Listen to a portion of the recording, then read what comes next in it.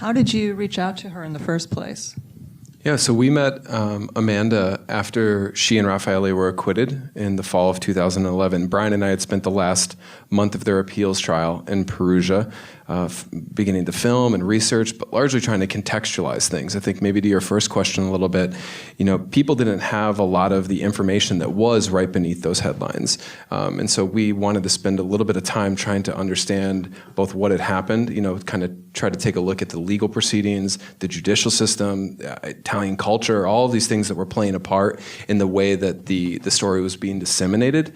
So we met Amanda after they were acquitted, and we told her that if and when she wanted to participate in the documentary, that we would be willing to listen. At the time, she decided it wasn't the right thing for her.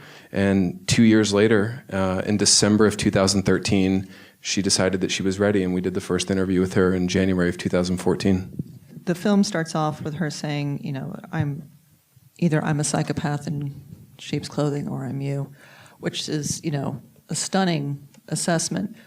Those were just her words? Asked her, why do you think people are so fascinated by this? What's capturing their interest? And that was what she said.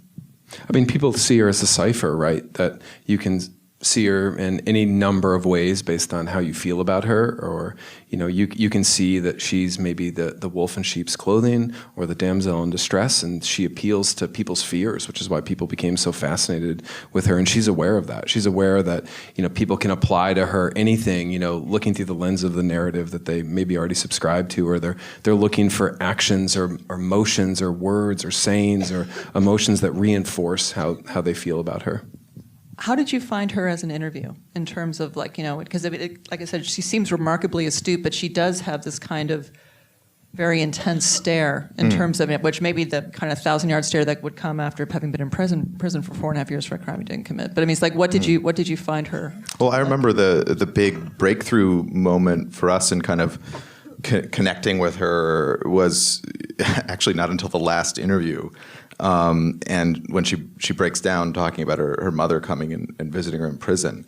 And I think that, a lot of that, I would imagine that a lot of that guard that she puts up is because so many people have judged her.